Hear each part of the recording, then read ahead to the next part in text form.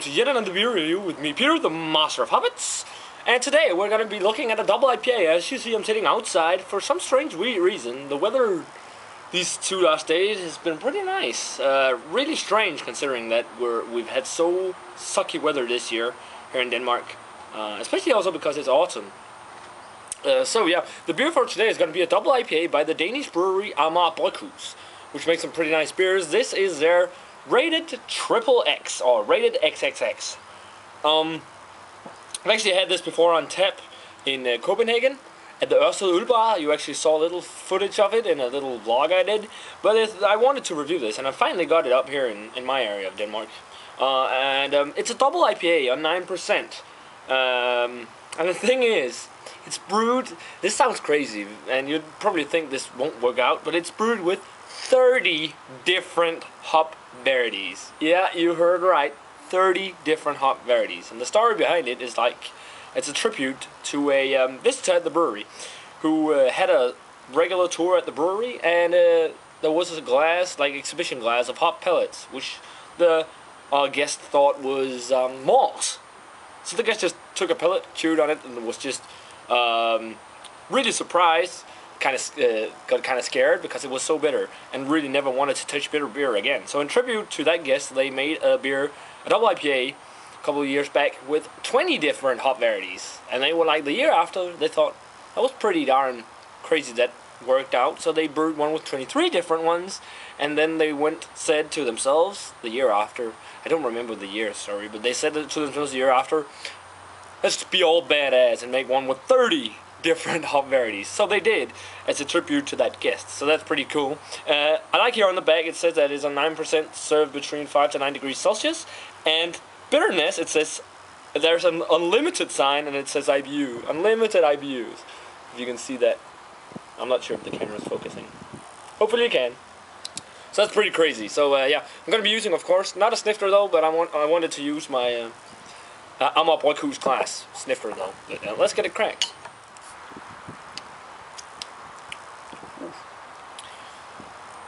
Now here it is.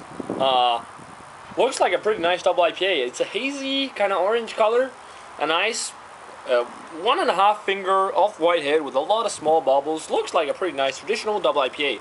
Let's check out the aroma.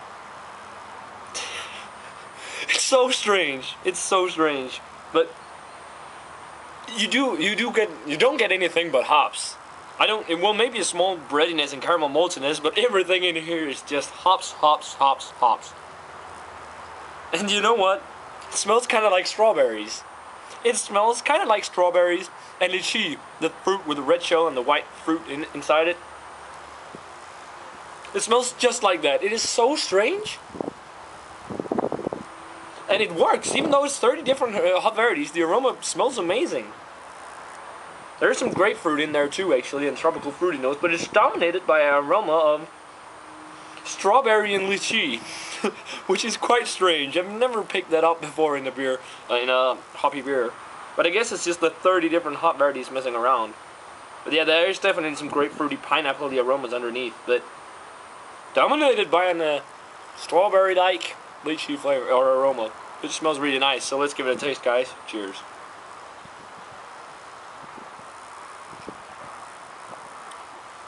Oh, this is a beer that's not for the faint-hearted. Oh my god, that's bitter.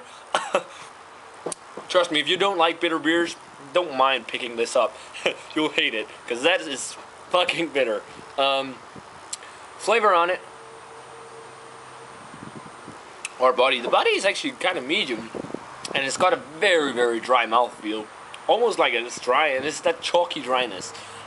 Flavors in there. First flavor that grasps your tongue is that lychee strawberry flavor, and there's no trace of malt in here at all. The flavor is dominated by hops, man, and in the aftertaste, it's just so bitter. The bitterness still lingers, and I think the bitterness is gonna linger for a while. Yeah, that's so strange. Initial sip, you get a lot of that strawberry lychee flavor. Turns into, in the aftertaste, the bitterness and all, turns into a quite piney flavor. almost like a West Coast IPA. This is one of the most strange IPAs I've ever had, double IPAs, but it's certainly very interesting.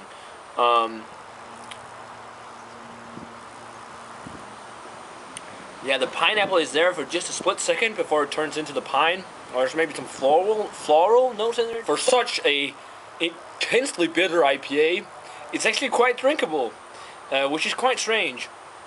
There's nothing in here stopping me from drinking it, thinking it's too much. So, pretty surprised that it actually was so drinkable for an IPA that is so hoppy and bitter.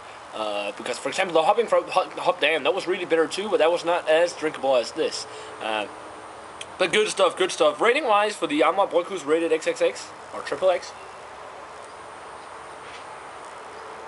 I'm actually going to have to give this a 90. I think it's such a unique IPA. Not just because it's brewed with 30 different hops, but that strangely tea strawberry flavor it creates. I've never had that before in IPA. So therefore, in my opinion, it deserves a 90. Definitely worth checking out if you can get it, and especially if you can get it fresh. I had it fresh on tap, and that was even better than this. So yeah, guys, rating 90 for the Amager Bryghus rated XxX or XxX. Let me know, guys, what you think of it if you've had it. I actually really like it. Maybe you don't like it as much, or maybe you don't think it is as good because it's so bitter. But let me know. And as always, remember to comment, subscribe, all that stuff. And I'm gonna say cheers. And I'm gonna see you guys in another beer review.